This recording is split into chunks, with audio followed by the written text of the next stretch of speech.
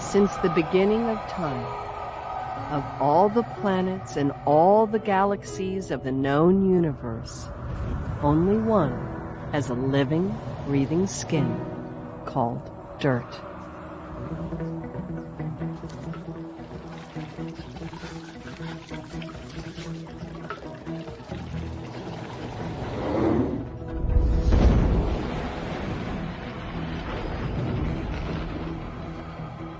All the silicon and aluminum that are the basis of the framework of this soil, all the carbon in the humus, the magnesium, the sodium, the calcium, all of that is made in stars very different from our star, very far away, and has probably been recycled through dozens of stars before it got to us.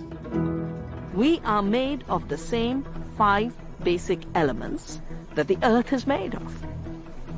The living organisms on Earth have used the very same molecules over and over again. Not just the same types of molecules, but the very same molecules. Dirt is very much alive. Probably has in it all of the kingdoms of life, from the tiniest bacteria to the fungi and the algae, the slime molds. With the amount of species that live in a teaspoon of dirt, I think it's very obvious dirt might be more alive than we are.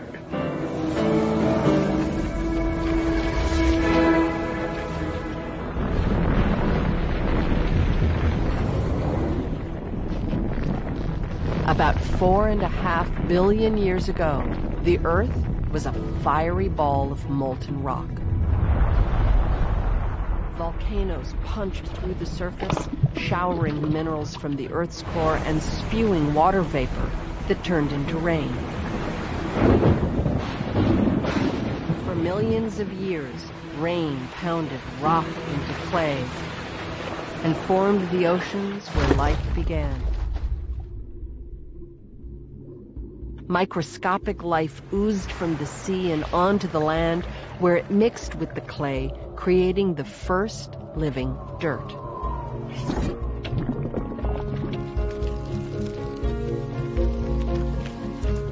Countless cycles of birth and death, fertility and decay transformed this dirt into the matrix of life on Earth.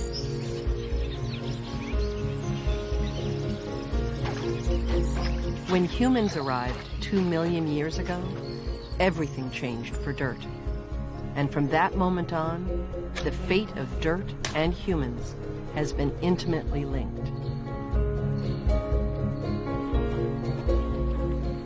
We think that diamonds are very important, gold is very important, all these minerals are very important. We call them precious minerals. But they are all forms of the soil. But that part of this mineral that is on top, like it is the skin of the earth,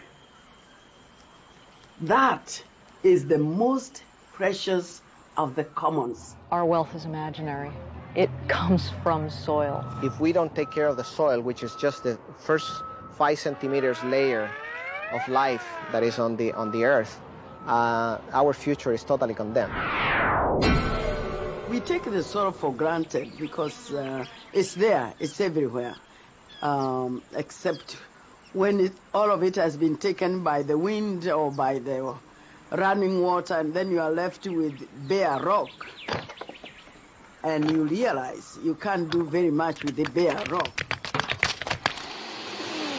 A lovely, mild, sweet aroma and it has so much diverse life in it. A handful of terrestrial dirt contains more organized information than the surface of all the other known planets. Contains more organized information than the surface of all the other known planets. This much soil probably has in it tens of billions of microorganisms. And they're all living together, some in cooperation, some in competition. So they have tremendous strategies for living with each other and getting rid of each other and making their own space in the ground.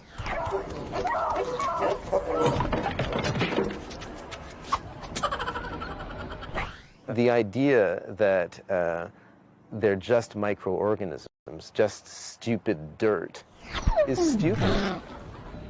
What we often call dirt, you know, the stuff we're trying to wash off our car or wash off your driveways, you know, are really these soils and sediments that are vital to keeping our biosphere healthy, which is all about keeping the plants and animals and ourselves alive. Dirt is a really strong living word. It's a word like house, wrath, eat. It's a word that has flavor to it in your mouth. And it's a word that's about relationships. Kids don't go to play in the soil. They go to play in the dirt.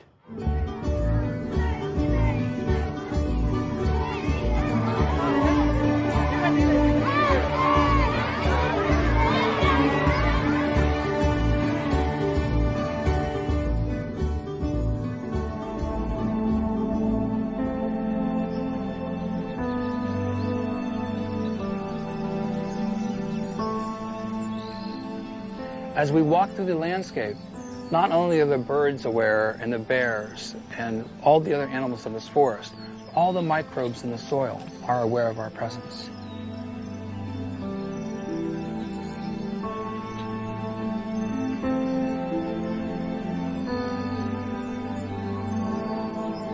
We're deep in the old-growth forest at the end of the trail that's called the trail that time forgot. And here I sit amongst these giant spruce trees that have grown over the years. They're probably 300 to 400 years of age, 120 to 160 feet high. And this old-growth forest comes from the soil that's so thin beneath my feet. The soil was originated after the last ice age, 10,000 years ago, when the glaciers receded. They scraped away most of the soil down to barren rock. Small lenses of soil survived, and in these lenses, trees and small shrubs begin to grow. But the soil was so thin they climaxed, they fell over, the fungi rotted them, the soil became a little deeper, the lens got a little larger. Next succession would occur, and again and again and again. These cycles of renewal, decomposition, soil building, soil becomes thickened. As the soil becomes thicker, it increases in its ability to support biodiversity. Let me pull this back. And you can see the mycelium is all underneath. These are the interface organisms between life and death. And as they decompose the wood, they generate soil. This cobwebby growth then erupts into a mushroom. Spores spread, and satellite communities appear distant from the mushroom from which it sprang. This is the way of fungi. All soils in the world are infused with these mycelial mats. This is what the entire soil is made of. It's made of mycelium, and as it decomposes the wood material and plant material, it becomes dirt. Mycelium makes dirt. Even in the concrete jungle, dirt finds a way to come into being. I decided to write a book about dirt largely because everywhere I went in New York, people didn't seem to believe in it. People didn't seem to believe that nature existed at all. Clyde was a guy I knew really well. He was just a general handyman. And one day he was asked to clean the front of the cathedral because there was a block that was loose in the tops. Clyde fell off the scaffold. He fell more than 40 feet.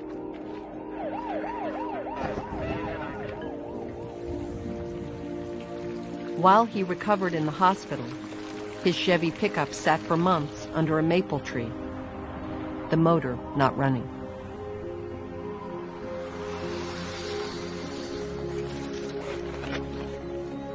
But in the back of the truck, open to the air and the sunlight and the rain, nature's motor was emphatically running, as fallen leaves, styrofoam cups, Chinese menus, and pigeon droppings turned into a garden.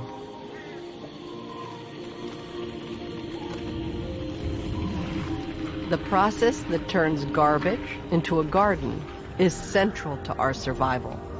We depend on dirt to purify and heal the systems that sustain us.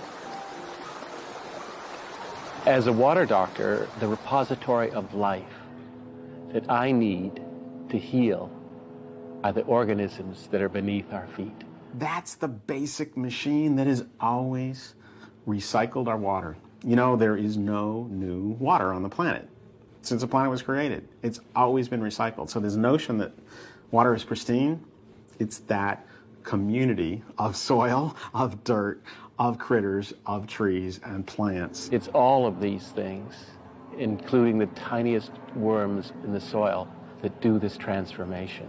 Now, thinking about the water, this pristine stuff that we're drinking,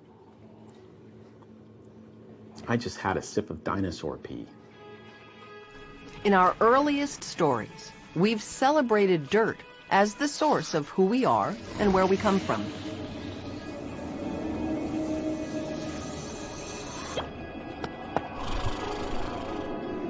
In the Amazon jungle, it's said that one day Sun hurled a stick rattle into Mother Earth, and out we came.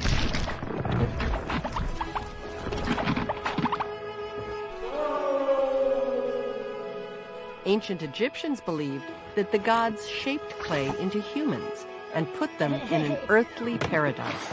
Huh.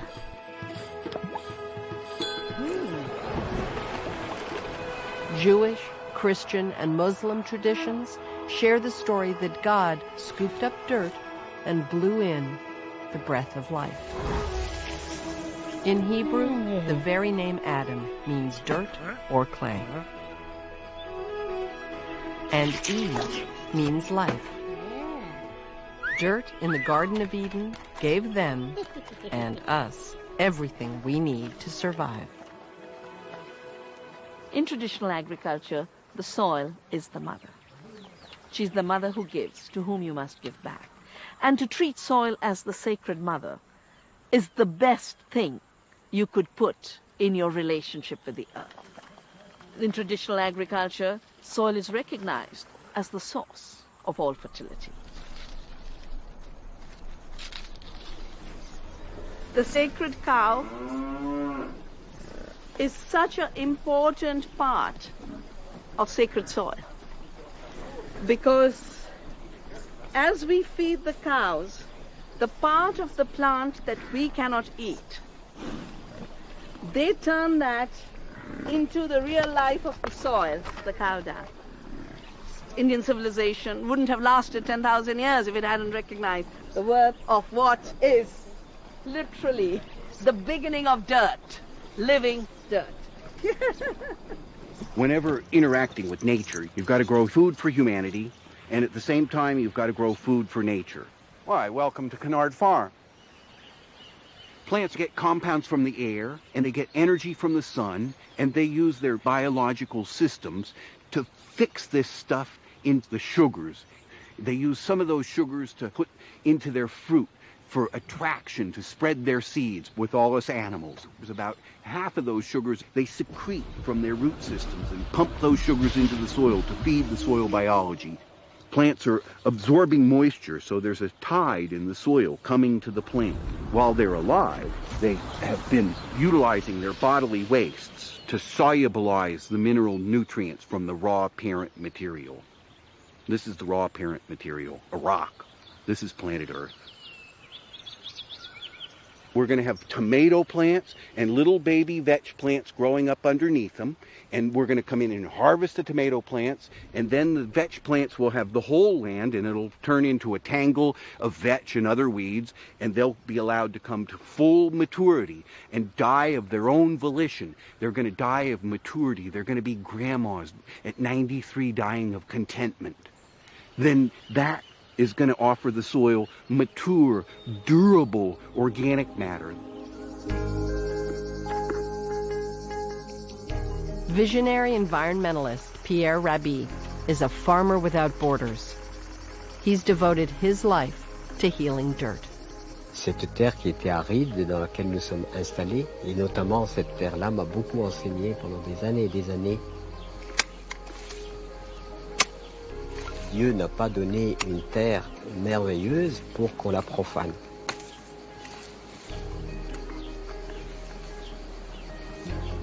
C'est une liaison entre un organisme vivant. À la fois je suis père parce que je la soigne, à la fois elle est mère parce qu'elle me nourrit, et à la fois c'est une amante, dans le sens où on a un amour partagé qui se croise, vitalisé, mais qui en même temps me soigne aussi. Bon, je sens la vie que je soigne. Dirt that's alive is a community, and that community is trees and plants, microorganisms living in the soil, the plants that hold it together, the mulch that's fed by all the leaves that come. That's an amazing community. Add the layer of human community interaction with us helping feed, helping water, prune, but also exchanging the oxygen and the carbon dioxide. That necessary community exchange. The trees feeding us fruit.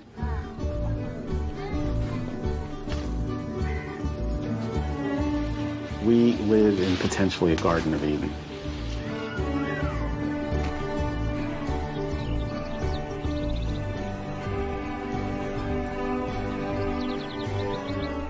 I've got zucchini, I've got strawberries, carrots, yellow beans, purple beans, cucumbers.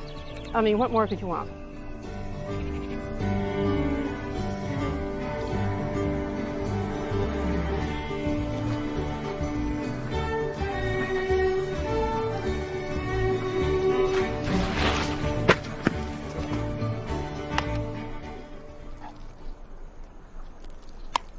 The coconut. I eat the ground. I will tell you that every wine growing region I've ever been to, which is a lot, Italy and Spain and France and Australia and all these places, the first thing I do is put my hand in the ground and eat it. I don't know what that means, if I'm crazy, but I'm telling you, I always feel a connection. The ground is what you taste when you really break it down, when you're not just drinking for casual fun, when you're nerding it up. It's the ground that really exposes the wine. Getting a lot of cranberries. I get a little bit of like a roasted peppers kind of thing going on. Maybe even a little bit of cassis on the back end of the Sangiovese. Now, when you taste the grape, you know, maybe you're tasting some of that berries. Now, going down this beautiful vine, you get into the soil. And as you dig into the soil, you know, you start, this is a sandy soil. You start smelling it, and you're getting, you know, that classic dirtiness that you know, sand and dirt that you get. And maybe even a little taste. Every piece of land has its own flavor profile and terroir. People understand it's all about their dirt. Listening to the stories of the people who've gone organic, who've gone from being places that put awkward things into the land to being very clean, the wine is so much better. And healthy vineyards make healthy wine. The people who make the greatest wines in the world, they love their dirt. They pick it up, they coddle it, they kiss it, they put it in a jar, and it sits in their mantle in the living room because they know. They know.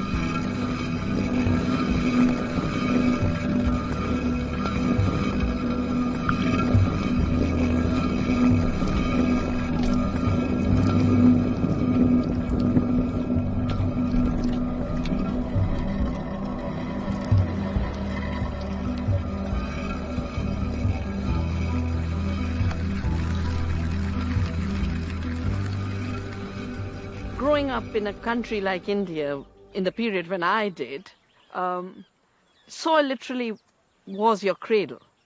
Everything was soil. My parents were highly educated, but my mother had chosen to become a farmer.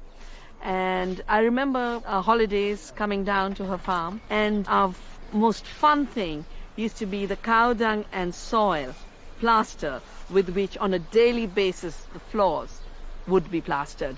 It was like artwork. It was like being a painter. And for us, that freedom to play with dirt, I think, has been both my intellectual, emotional, and physiological immunity builder.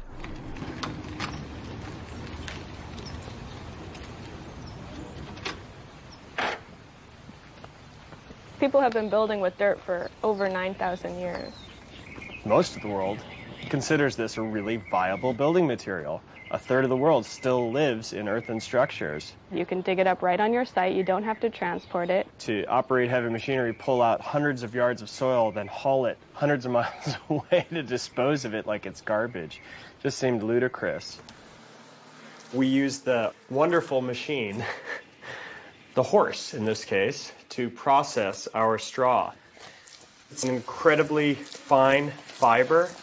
And in that process, though, adding enzymes and other proteins to the manure, which act as a natural glue. So as this dries, it dries with an incredible hardness. And we're just kicking it old school. It's like, oh, this is how everybody's done everything for so long. The mixture of mud and cow dung in our climate has many, many uses. The cow dung acts as an antiseptic, so you don't get infestations. And mud, compared to cement, is warm in winter and cool in summer. So if you go into a house with a mud plaster, in the summer, it'll be cool. You go into a house with cement plaster, it'll radiate the heat.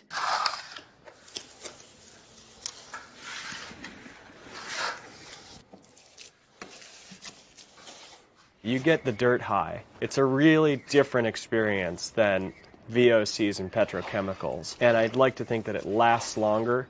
Everybody could get it if they got their hands dirty. For us, mud is not just the matrix of life in where you grow your plants. It's our building structure. It's our very sense of who we are.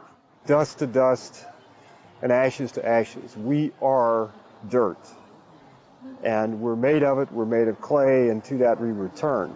Everything that we see as our flesh, our blood, our bones, could not be here without the land. The DNA text of a bacterium has entire paragraphs that are identical to our own genetic instructions. So on a physical chemical level, we're just not all that different from microorganisms as we might think we are. To understand, when you look at the mountains or the lakes or the rivers, and to feel that being a part of it, to feel that this flesh that's standing here is that place, that I am that river, I am that mountain, I am that dirt.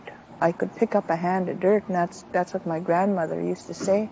She'd pick up a hand of dirt and she'd say, "This is my flesh."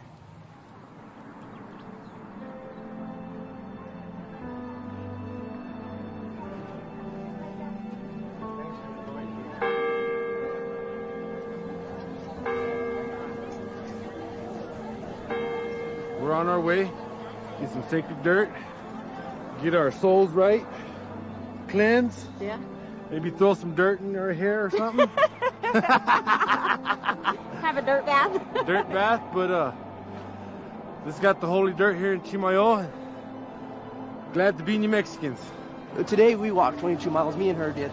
We do the walk every year to come over here and stand in the pit of dirt. And it has healing powers. Gives us like a good sense of the Holy Spirit. People from all over the world come here. There's a sense that God's continuing creative action is real close here. One of the meanings of Chimayo is that our connection to the earth is still sacred.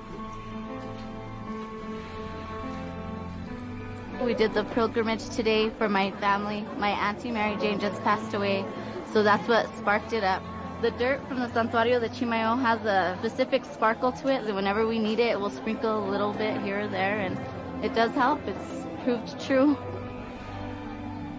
In the past, I was not paying attention to the dirt, but when I came to this place and I met people for whom the dirt is so important because their lives used to depend on fields and crops and harvests, I truly believe that then my eyes were open. And I understood better the importance of Mother Earth. Remember, you are dirt, into dirt you shall return.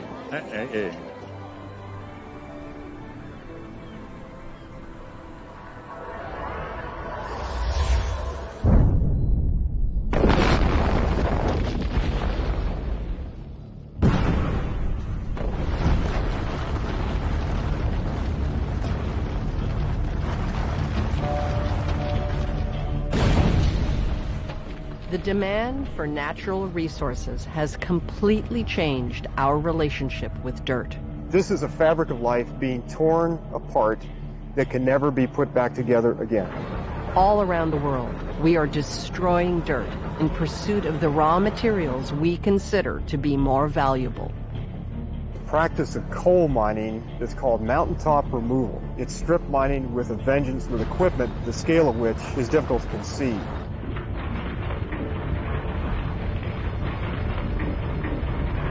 Mountains are literally cut off and leveled, and they're being destroyed in the name of cheap electricity. It isn't cheap at all. It's unbelievably expensive. It's the attitude toward nature that says nature is only resources to be used, and not for the benefit of everyone, but for the benefit of a very, very small number of people at a very, very thin slice of time in this human journey.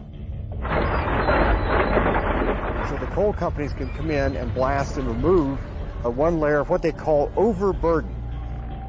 The overburden is a boulder field which will have no water table. That will support no vegetation. And the mountaintops, with all the things that are in mountains, the heavy metals of lead, cadmium, selenium, all that now is free to get out into the watershed.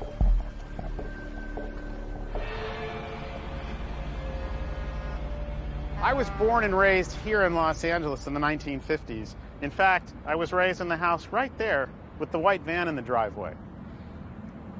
Urban intensity, but I got to escape it by hiking up here every day after school. I'd come up with my friends, we would see the animals, the snakes, we'd imagine getting to fish here, hunt, but the smog was devastating.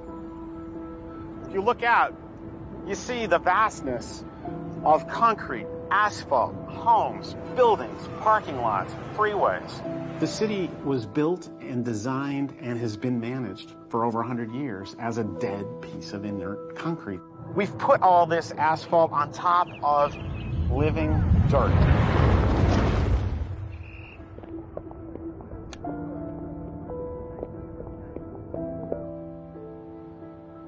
We live in this living organism. It's dysfunctional, pathological, but it's a living organism. It's called the flat city. So when you have an area paved with something black, it's going to collect a lot of heat, so you get a very strong heat island effect from building a city like Los Angeles. And then superimposed in this, of course, come the freeways. So the biggest way that the city, as we're building them now, relate to climate change is that they put out massive amounts of CO2. We took the rivers and encased them in concrete. We paved literally 2/3 of Los Angeles so that now when it does rain, instead of being absorbed by the soil, the water runs off, and it's billions and billions of gallons. The city of Los Angeles itself spends close to $1 billion a year to bring in water from as far away as Wyoming and Utah, all over to bring it here. We don't need to. We have half the water falling here now, but because we've sealed the dirt and sent the water away, 20% of our electricity is to bring water here. So when you turn on the tap, it's a climate change event. Without healthy dirt, it's difficult to survive extreme climate events like hurricanes, floods, windstorms, and drought. A large part of Bundelkhand is today suffering from a very extended drought linked to climate change. And this long-term drought has led to crop failure, which has led to starvation.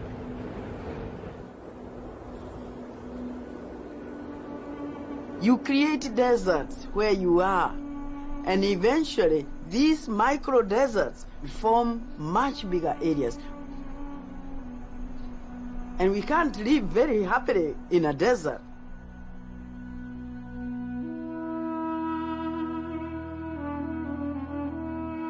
And so we start fighting between farming communities and nomadic communities over land that is not a desert, that still has dirt. Desertification or land degradation is one good way of undermining security in any country.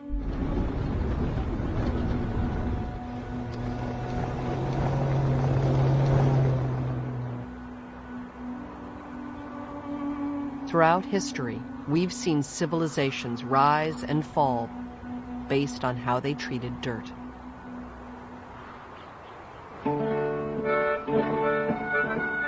The American Midwest was known as the breadbasket of the world.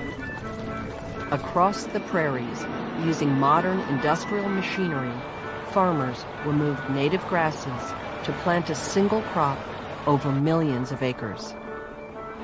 This seemingly efficient system of farming, called monoculture, worked in the short term, bringing record yields and profits. Monocultures don't produce more, they produce less. Monocultures produce nothing for the soil. The idea that we are increasing soil fertility and agricultural productivity through industrial monocultures is one of the biggest lies. What the farmers didn't realize was that they were killing their dirt by destroying its root structure. After years of severe drought, fierce winds picked up whatever remained of the topsoil and just blew it away, leaving the Dust Bowl in its wake.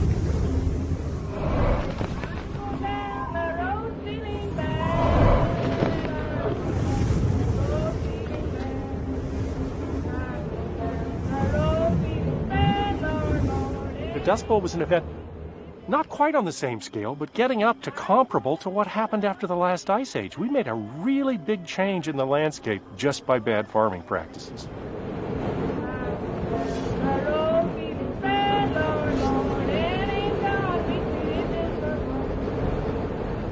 A third of our topsoil we've lost in the last 100 years. It's the problem of agriculture. It's the way we do agriculture now. If you look at the landscapes today, we have millions and millions of hectares of monocultures of one variety. One species, one variety. All these monocultures are actually going to collapse under climate change scenario, especially in drought situations. Lo que predomina en este momento es la soja transgénica. La escala de la provincia de Córdoba, entonces entra a pensar qué está pasando con los suelos de Córdoba. The more we grow monocultures, the more vulnerable our systems are. So we need to diversify the systems. For example, in the winter here, sometimes we grow broccoli with fava beans. If a frost comes, the broccoli dies, the fava bean remains. It's very resistant to frost. If you have corn and beans and sorghum, and a drought comes, the sorghum will remain. Everything else will collapse. So you don't put all the eggs in one basket. We have this one species planted for miles, and it's a all-you-can-eat restaurant for pests. So once a pest learns to unlock the key and get into one kind of plant, and you've got that plant planted for miles around, it can open every single plant, okay? And so that's how pest epidemics get going, so then we add pesticides.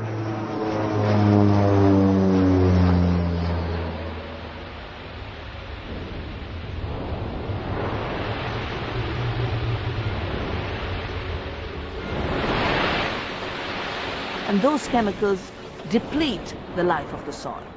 They take away the structure of the soil. They take away the water of the soil.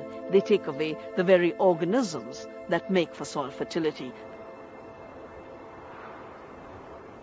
Essentially, insects and plants are so like us physiologically, cell to cell, gene to gene, protein to protein, that if it's going to kill plants and if it's going to kill insects, it's going to kill us too. What this system produces is food empty of nutrients but loaded with toxics. We weren't designed to eat that kind of diet.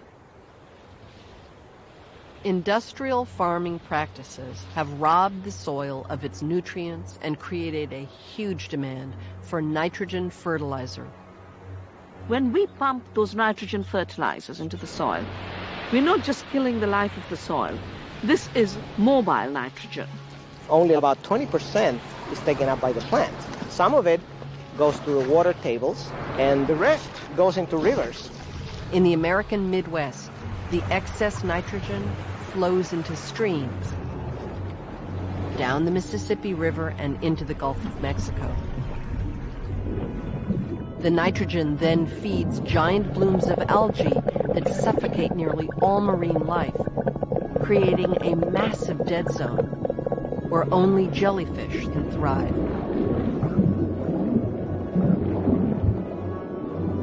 This mobile nitrogen also combines with oxygen to form nitrous oxide, which floats up to the atmosphere, accelerating climate change. 25% of greenhouse gas emissions are coming from an agriculture that has become a war against the soil. For 2 seasons, 3 seasons, they'll get a soya harvest, then they'll abandon it like a desert and cut down another 100,000 square miles.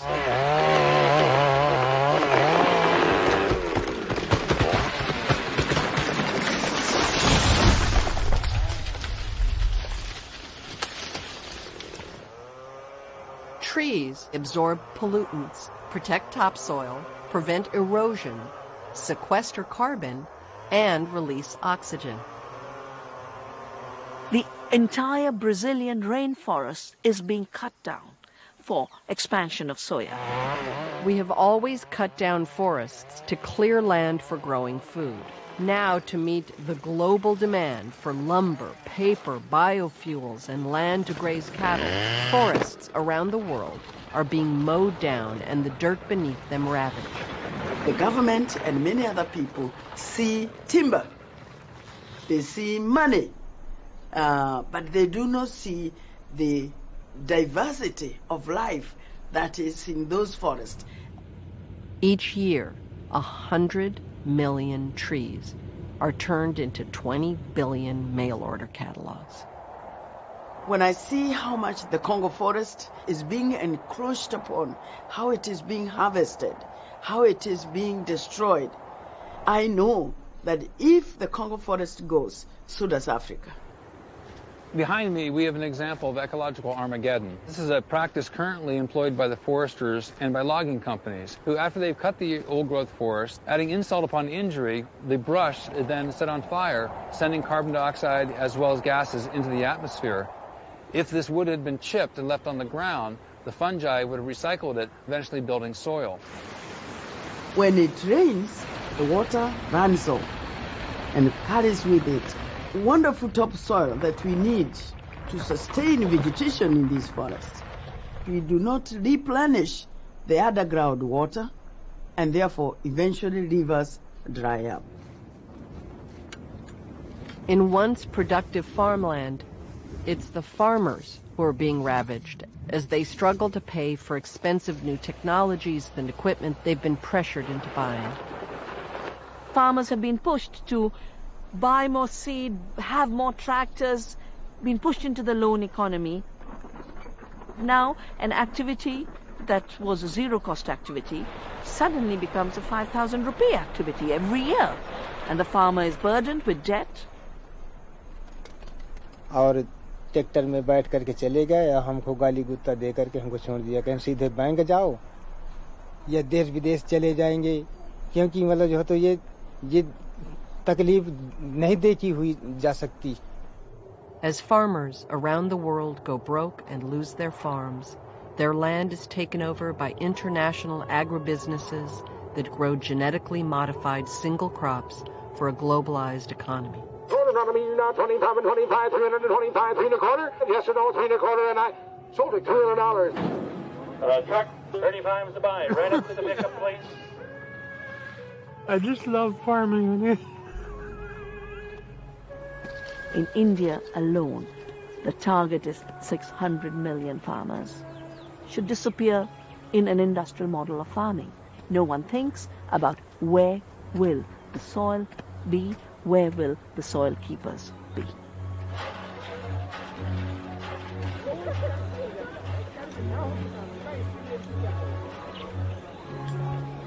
Saddled with debt they are unable to pay, farmers around the world are committing suicide. Bundelkhand में अभी तक 3000 लोगों ने आत्महत्या की हैं जो जानकारी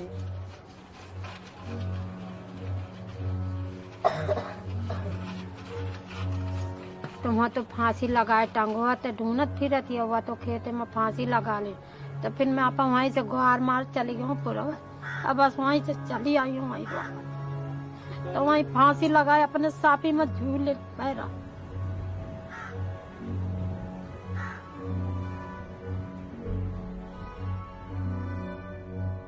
In India, over the last decade, an estimated 200,000 farmers have killed themselves, many by drinking the pesticide they can no longer afford.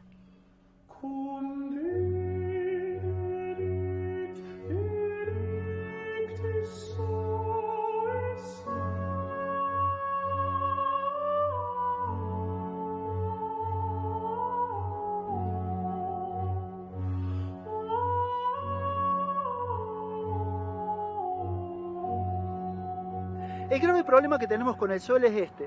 Como yo lo piso el suelo, y cuando yo piso una persona, la persona grita y me dice, se molesta, yo lo piso al suelo y el suelo no me grita, pero en realidad sí me grita. O sea, cuando encontramos erosión, el suelo está herido, está sangrando, está dolido, y nosotros no lo sabemos interpretar, no le sabemos el idioma al suelo, pero el suelo es un sistema vivo, no está muerto, y nosotros lo tratamos como si fuera un sistema muerto.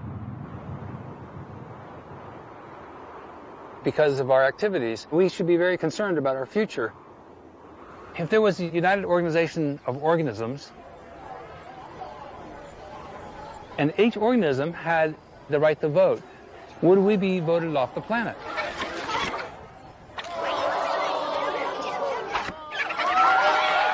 Given that our bodies reject viruses, the analogy that the Earth could reject the human species as a virus is very apropos and has good biological precedent.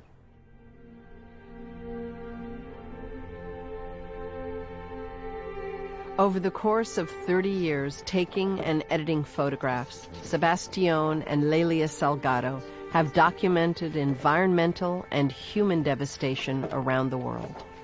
When you do human photography, when you do this kind of photography, you must live with people.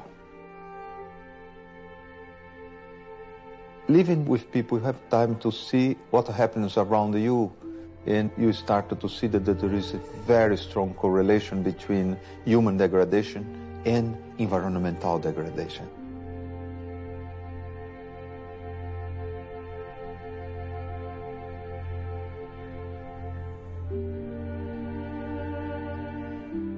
This picture, it's, you know, when we see all dry and the people, they are asking for rain. And why? It's because we have no more trees, no more forest, and the people, they suffer. This is Mali, no more water inside of this lake.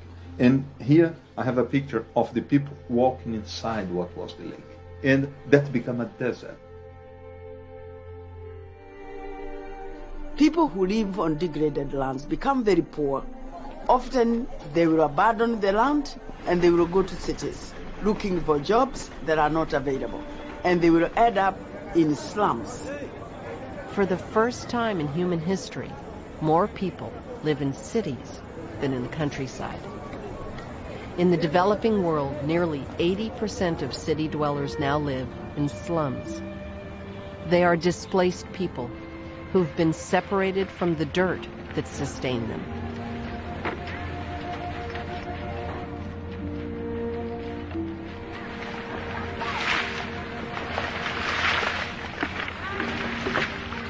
It's lunchtime in one of Haiti's most desperate slums. But because of rising food prices, this mother and her toddler now rely on a traditional Haitian remedy for hunger pangs, cookies made of dried yellow dirt.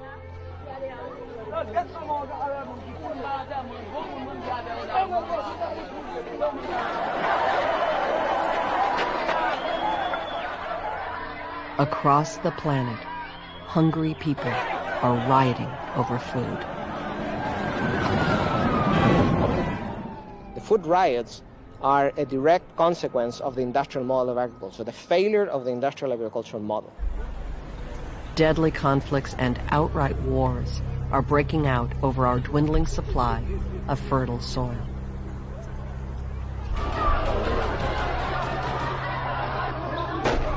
The conflict in Sudan is really a conflict over dirt.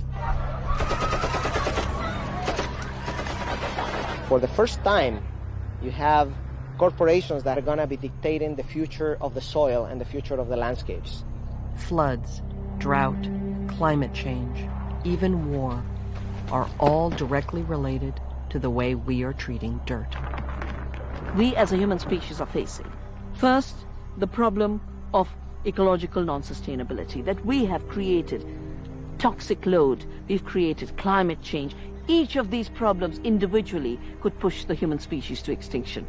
Collectively, we can be absolutely sure we don't have too much time. Here's this 120-year window in which we find ourselves. And it's probably the most important window in the history of Homo sapien. I think it's this period that's the most important since our walk out of Africa, because we've now got to come to the end of the extractive economy and figure out how to live within our means.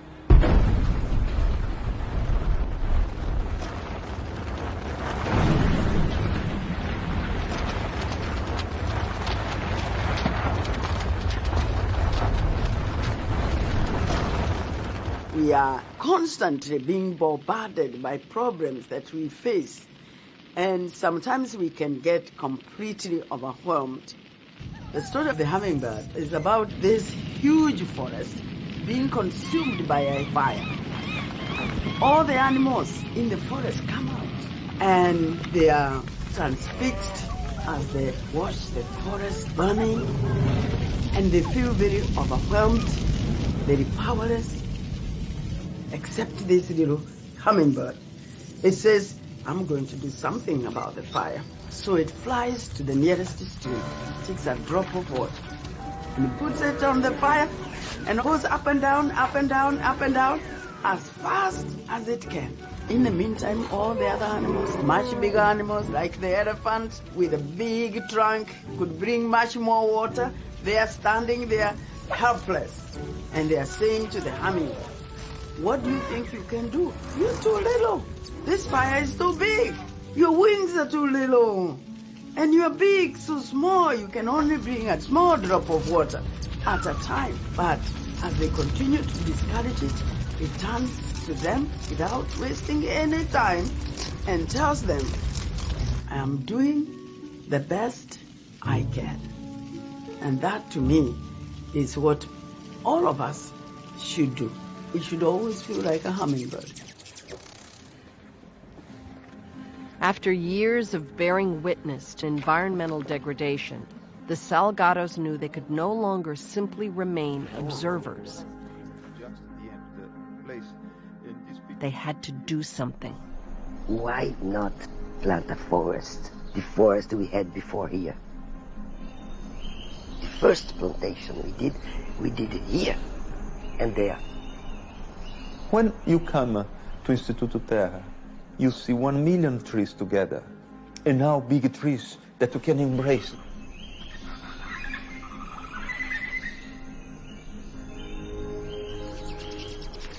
You see the birds. We have so many birds now. In all this land around this planet, if we started to replant, in 10 years will be no more dead land. When Pierre Rabhi looks at a desert, he sees an oasis. Alors je suis allé donc au Burkina Faso pour la première fois en 81. Ma spécialité c'était de limiter la mort de la terre par la désertification. Et là, j'ai proposé ce qu'on appelle l'agroécologie. His lifelong work in Africa has been to promote agroecology, an organic, biodiverse agriculture that combines scientific knowledge with traditional wisdom. Ah, voilà, je suis content. Et aujourd'hui, il y a 100 000 paysans au Burkina Faso qui pratiquent les méthodes proposées en 81. On a calculé que simplement l'Éthiopie, cultivée correctement, nourrirait l'ensemble du continent africain. It wasn't long ago that Native Americans were living off this arrangement. They ate the prairie turnip, of course ate things out of the streams, and they also ate the bison and the prairie elk. Here was what we might call an original relationship with the universe. To build an agriculture as sustainable as the ecosystems we have destroyed is necessary and possible. What we're trying to do is build agriculture based on the way the ecosystems were 10,000 years ago. This prairie would be our library.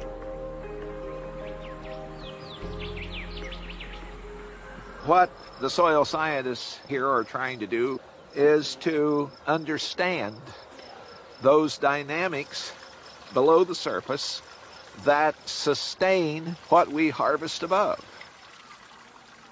Just to show you in one plant some of the diversity of root systems that we have. With a perennial, it allows this plant to come back each year from its root system. It doesn't have to be started each year from seed, and it doesn't have to grow its entire root system each year like an annual plant would have to do. Our annual crops, such as this native annual wheat, its root systems are much more shallow, so if it rains, carrying with it nitrogen, and that nitrogen ends up 10 feet down, this wheat plant can't get it. So we have to put on more nitrogen. That native perennial at 10 feet is able to grab it. This ain't doing it, this is. This root diversity below ground, green diversity above the surface is going to be far more resilient to a change in the climate than the annual monocultures. A lot of what we're talking about is going on below ground. So let's just go below ground. So here we have a nice soil pit. It's roughly 6 feet from the bottom of the pit up to the soil surface. Now, not all soils are this deep, obviously, but the thinner the soil, let's say we have bedrock right here. The thinner the soil, the more important it is to have the perennial roots to protect that soil. If you only have this much soil in which to grow your food and you lose several inches of it a year, it's not too many years and you're growing nothing. Our goal is to have soil erosion go to zero. That's the first important step, as I see it, to begin the reconciliation for us as a species out of context.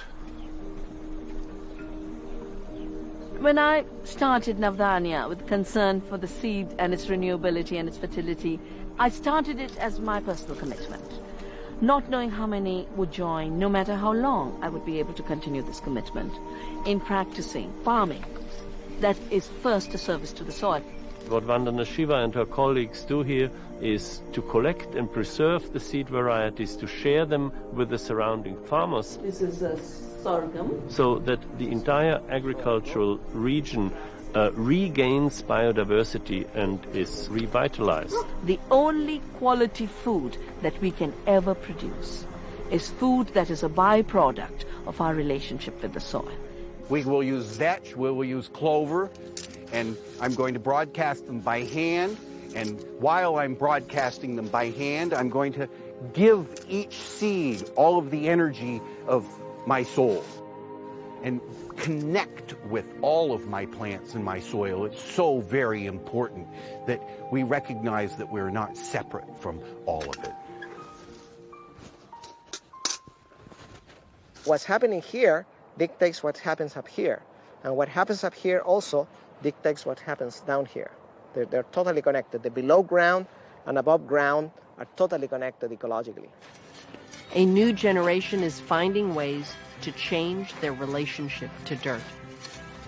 One group of young city dwellers moved from Brooklyn to upstate New York to put down new roots. We grow $20,000 per acre per year of vegetables, feeding thousands of people on what was a hayfield. And there's tons more of these fields all over this region. We have been working together for 2 years now. This is such small time, small scale compared to most of the farms, but we're preserving the soil by doing it organically. It's pretty amazing to have your hands in this matter right here, and it's all alive. Add a little water, add a little sunlight, and attend it a little bit, and hey. At this point, we have about 500 families who we supply vegetables to on a weekly basis. Miriam and Benjamin have figured a way to make it work for themselves and for us. We have health care, which is pretty amazing. I mean, I have health care. I haven't had health care in a while. First drop-off is in Bay Ridge, and then we make it over to Greenwood Heights. Then we make it over to the Red Shed Community Garden. Giving food, the food you grew to people, is pretty awesome, you know? Community-supported agriculture, or CSAs, provide fresh produce to subscribers.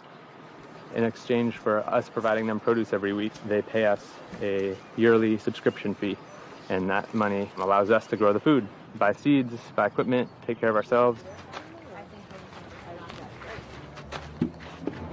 I think there are a lot of people trying to make efforts, doing things like this, trying to give us a natural niche in a place that's pretty much concrete, you know? So, you know, you do what you can.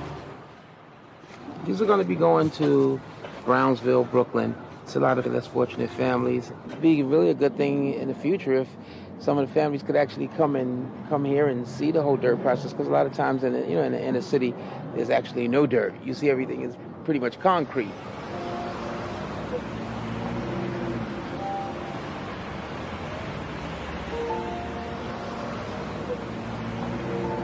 You don't have to move out of your neighborhood to live in a better one, but you sure do have to fight as hell if you want to reconnect your life into a more natural state that actually includes poor people and poor people of color. So we work to create opportunities, do tree planting, to work on, creating parks. The presence of trees in open space actually has a positive impact on people's mental well-being. We're in the South Bronx on top of the house that I live in, and what we're standing on right now is the green roof that we planted about 7 months ago. A green roof is a sustainable building technique, and it's really simply soil and living plants. But it has some really amazing properties, such as stormwater management. It actually retains about between 70 to 95% of the water that falls on it. Energy conservation, it provides an insulating layer to the floor underneath it. They protect a roof from sun damage, so they actually last up to 5 times longer than a traditional roof, and it actually cleans the air as well. Isn't that beautiful? Up here, that's the downspout that goes from our green roof. So all the excess water goes down, and then it's carried over into this rain barrel, and that's connected to a drip irrigation hose, which nicely waters our tomato plants and our lovely pear tree and the rose bushes, and there's cauliflower. So this is our compost bin. So remember all the weeds that I pulled up off our green roof? They're going to go right in here. And we found some earth with a lot of clay content in it, and it's really been nice to have it amended with the compost. Look at that. Isn't that beautiful? What we want to do is green as many areas of our urban areas as possible to kind of mimic what nature has already stated works. So many of us feel overwhelmed by the problems we encounter. And sometimes you feel like, so what can I do? Me, little me. It was 1970.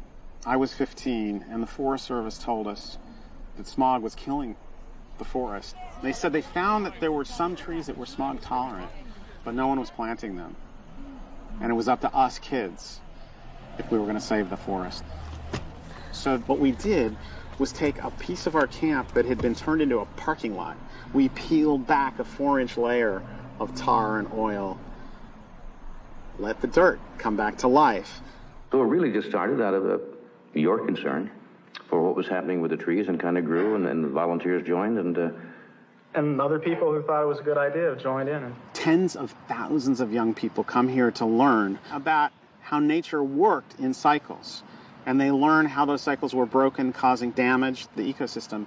They learn their profound power and their role as the healers of that cycle. How long would that take to grow with proper care to a fairly good size, 4 or 5 feet? 2-3 years.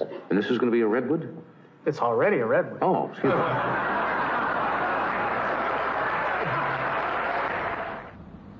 You look across any schoolyard in Los Angeles, mostly it looks like a parking lot.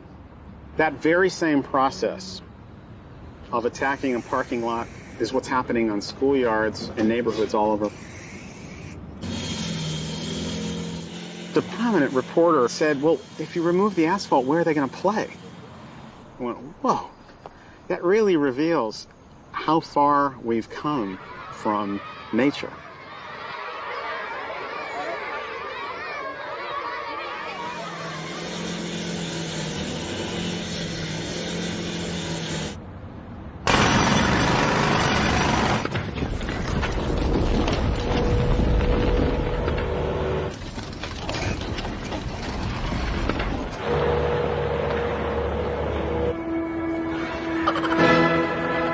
It's really amazing what started happening as students started to remove the asphalt and green their campuses. This place used to be all concrete, just like down there at the basketball courts. We planted an edible landscape. Want to see? Oh, that's really good. The experience in nature is so comforting to these kids who have never had their hands in the ground before. They just need to be here. They want to be in the garden. But we should all get our hands in the dirt and pick the vegetables ourselves and bring them into the kitchen and make them into these beautiful soups. Sure. Thank you. Our whole lunch is actually made out of dirt. Thank you, Dirt. Thanks so much. Salad. Salad sandwich, milk and lunch. Miss Dirt, you made my lunch. Yes, Dirt, you made my lunch. Thanks, Dirt, you made my lunch. All our prayers, our ancient prayers from the beginning of the agricultural season, begin with, I know I have to take something from you, Mother Earth, to feed myself, to feed my family, but I promise I will return as much as I can. This is compost. We just cultivated the bed, so we put compost all over it, then layered it with some newer soil. There's no such thing as waste until it's wasted. Compost is the black gold that keeps dirt healthy. I really think of this compost pile as a giant casserole, or say a lasagna, because all these things are going to start cooking. That's the way compost works. You basically need two things. You need stems of plants or chopped up leaves, something like that. And then you have the moist green ingredients, and that's things like weeds or old cucumbers or anything like that that's leafy matter. And the dry brown is the fuel. The moist green is the fire. When you add nitrogen and carbon together, you get this wonderful combustion, aided by our little friends, the bacteria and the fungi that are in here making it all work. And it turns into something resembling the best soil you ever saw. We got a call from the state of Maine that they had a fish waste crisis. They were dumping fish waste out at sea, and EPA was beginning to crack down. And I said, let's bring all the waste on the shore and compost it. But guess what we had to deal with? We had this kind of material here. Take a whiff of that. Holy! That's pretty strong, isn't it? That's pretty strong. Yeah. As soon as we started composting, everybody said, oh, that's what the Indians used to do. But we're combining it with a carbon source, and the traditional carbon source for making compost is softwood sawdust. But this is really step one. Not bad. Yeah, this is about one turn too early. You can pick up a slight ammonia smell with this, and that kind of gives me away that I'm rushing this just a little bit. The next step up, we've turned it 4 more times. At this point, you can smell it. No ammonia smell at all. That's a good sign. That's a real good sign that we're right on track. It has a real earthy smell. It smells just like dirt right out of your garden at this point. And this is their final product. Look at that. Wow. That, all it took was about 8 months of composting. It's beautiful.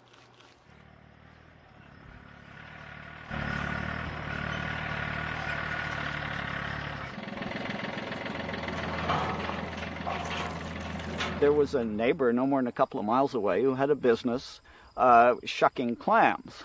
And if we turned up at his operation at 3:30 when he quit work every afternoon, he would dump all these barrels of clamshells into the back of my trailer.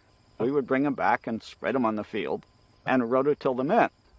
And it was a very interesting thing because the local extension agent came by one day when I was doing that. And he looked at this and he said, "Well, that's foolish, Elliot. They won't break down for 100 years. And I said, "Great. You mean I have a steady supply of calcium for the next 100 years? And it was just these two ways of looking at it. He wanted it today. I was thinking of long-term fertility and something that would be there for the future.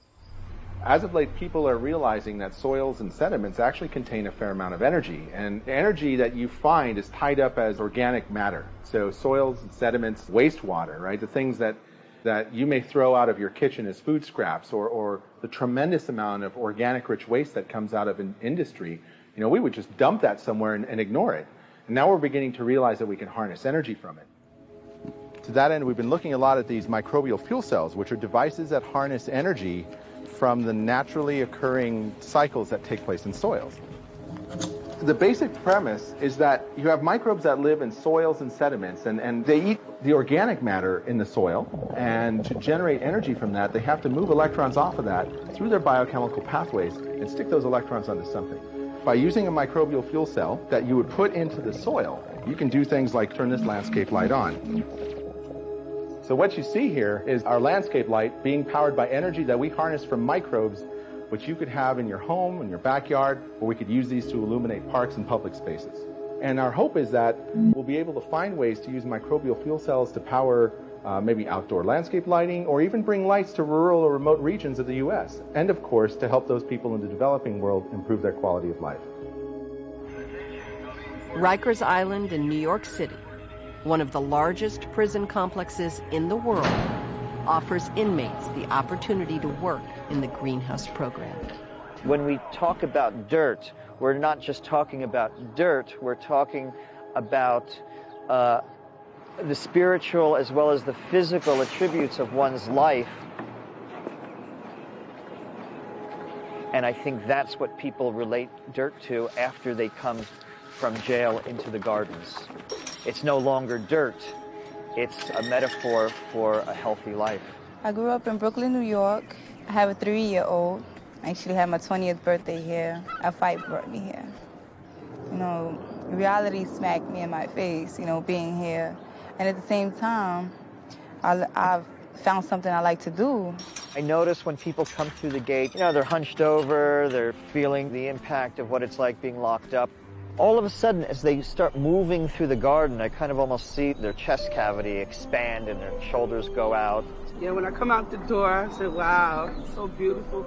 Then the first thing I see is my friends, Donald and the guinea fowl, my favorite birds, and I love them to death. It's so serene and beautiful.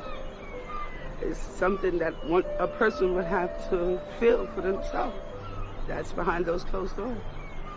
In the period of time it takes to mix soil, to dig into soil, I see this transformation. And it really comes with that first exploration into the world of dirt. It's really amazing what started happening as students started to remove the asphalt and green their campuses. Principals have reported that kids are playing more cooperative games and less aggressive. That's really cool.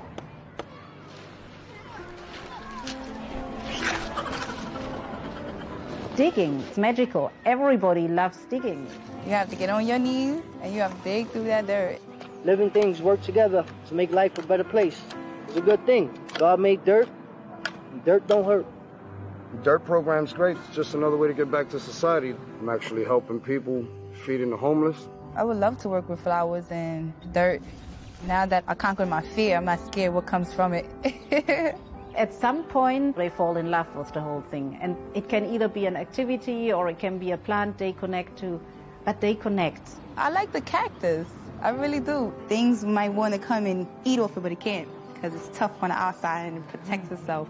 It's sweet inside. I would say this is me. When you've got a prison industrial complex and one that, supports our GDP as much as this one does, then if you build a jail, it will be filled. What we wanted to do was show that there is another way. If you've got a bunch of guys and gals who are planting trees, who are installing green roofs, those are actually paying the city back in terms of stormwater management costs, in terms of energy conservation costs.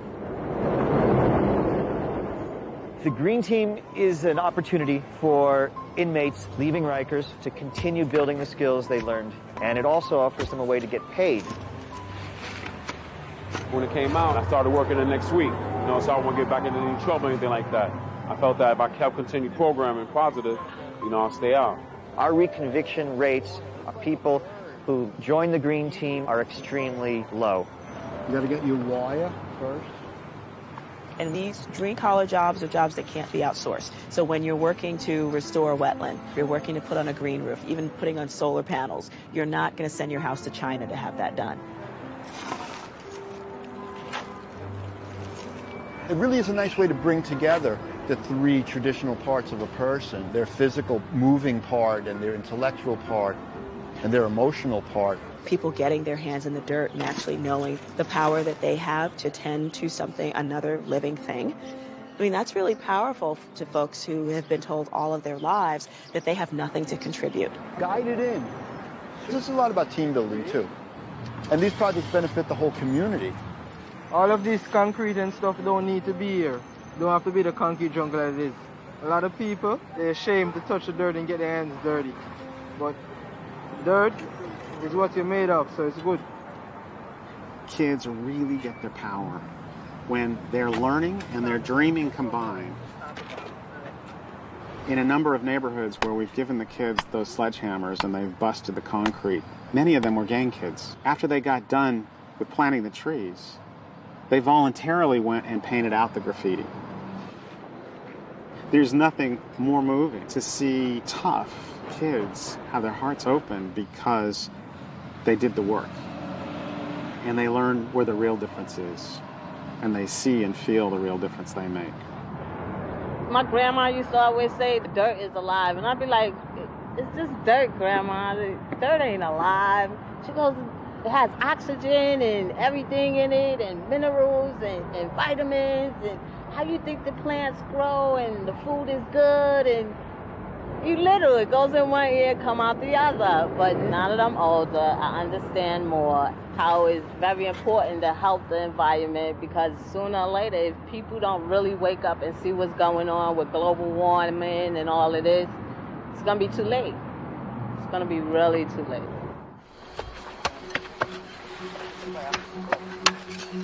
Even though what you are doing may be very small, may be very insignificant as far as you're concerned, collectively, if so many of us were doing the same thing,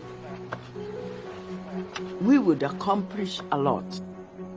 It really does start at home. Sometimes we can't change things on the grandest scale, but if you start the change yourself and your friend starts it and your friend starts it, pretty soon a lot of people are doing something different. The good news is that we don't need to start from scratch. We can learn a lot of valuable lessons from the wisdom of nature. Put on the skin a dress, a green dress, like trees, like vegetation. And then when the earth is covered with green, with the vegetation, and with the trees, with the forest, it looks very beautiful. And in this age of climate change, can you imagine how happy the planet would be?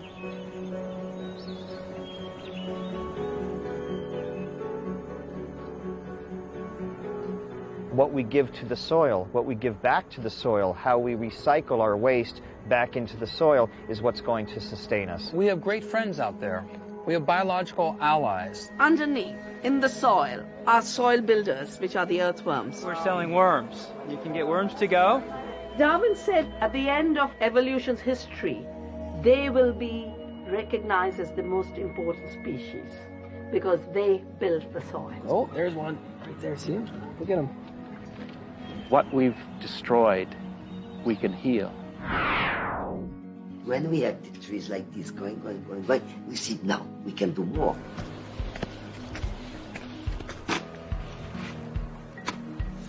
I may feel insignificant, but I certainly don't want to be like the animals watching as the planet goes down the drain. I will be a hummingbird. I will do the best I can.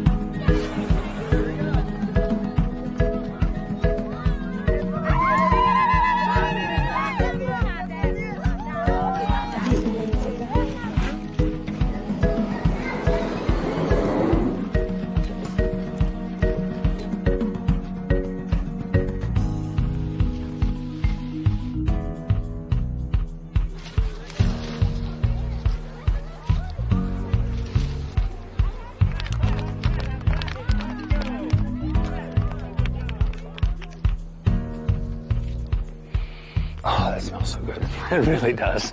God made dirt. Dirt don't hurt. Put it in your mouth and let it work. Dirt.